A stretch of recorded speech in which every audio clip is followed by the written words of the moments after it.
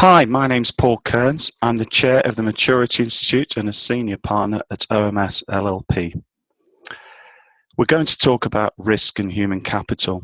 This is actually a specific session on the Maturity Institute Orientation Programme, which is 6 sessions long. A few key points to make about risk before we go any further. We see risk as the flip side of value. Value is something where you can measure incremental improvements. Risk isn't. When the risk actually happens, when reality bites, then you can start to work out the loss of value. This session is really about identifying significant human capital risk and putting an actual number on it.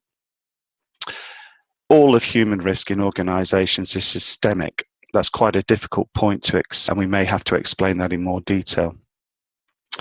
And as we'll see on one of the slides in a moment or two, the Chief Executive of Standard Chartered Bank now talks about the cancer of systemic risk problems. Here we have 4 examples of what happens when human risks start to go badly wrong. Over here on the left-hand side, we have Jérôme Kerviel of Société Générale, the biggest loss in history from a rogue trader. Although we would argue there is no such thing as a rogue trader. These people do not exist in isolation. They are part of the system and in the worst cases are encouraged in their bad behavior. Over here we have several pharmaceutical companies all found guilty of over-promoting pills for purposes for which they were not designed. GlaxoSmithKline being the top of the list with a fine of $3 billion. Down here we have overstated profits from Tesco's accountants. And on the right here we have the head of Standard Chartered, the chief's angry over ethical transgressions at the bank.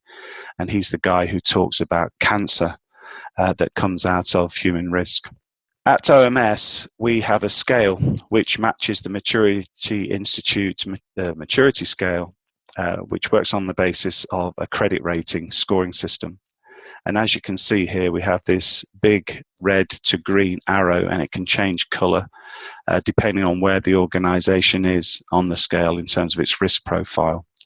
Basically, to the left-hand side of this scale, there is significant investment risk and organizational instability. And you can see where our default line is for most organizations today, because they don't have any way of assessing or rating the risks that already exists in their organization. And this is why companies like GSK can be fined $3 billion.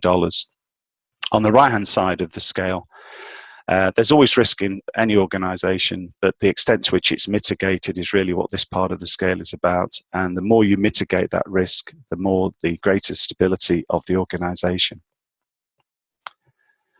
At OMS, we've broken down the total human capital risk profile of organizations into 12 core factors. At the top of that list is something we call a skewed value motive. And again, going back to companies like GSK, Société Générale, and many other companies, Standard Chartered being another one.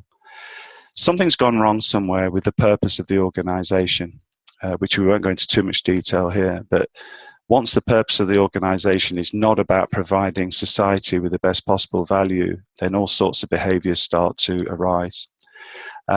We won't go through the full list here. We do on the orientation program. But one other point to make about all these different risk factors is they are all of one. They all come together. They all influence each other. And if we just take, for example, knowledge and learning failure, if an organization doesn't learn, it's not going to improve. And if its purpose is wrong, it's not going to learn how to improve that purpose. Having mentioned GSK, I think it's a very good example of where organizations have been going wrong. And the 2 questions that remain is, do they actually know the nature of the risk that they've unearthed? And even if they have, how do they deal with it? This is a story from HR Magazine about GSK actually trying to train its sales force to be more ethical in response to the huge fine that it's received for mis-selling its products. The big question here is GSK and our companies like GSK in denial? If there is a risk factor here, it starts at the top and the purpose of the organisation. Unless that is acknowledged, recognised, and something is done about it, then these risks remain. Sending people on training courses does not get to grips with the real issues here. If you'd like to come on a Maturity Institute orientation, then you can find more details on our website. If you have any questions about the OMS Risk Grid, then please get in touch and we'll be happy to answer any questions you have and explain in more detail. Thank you very much for listening.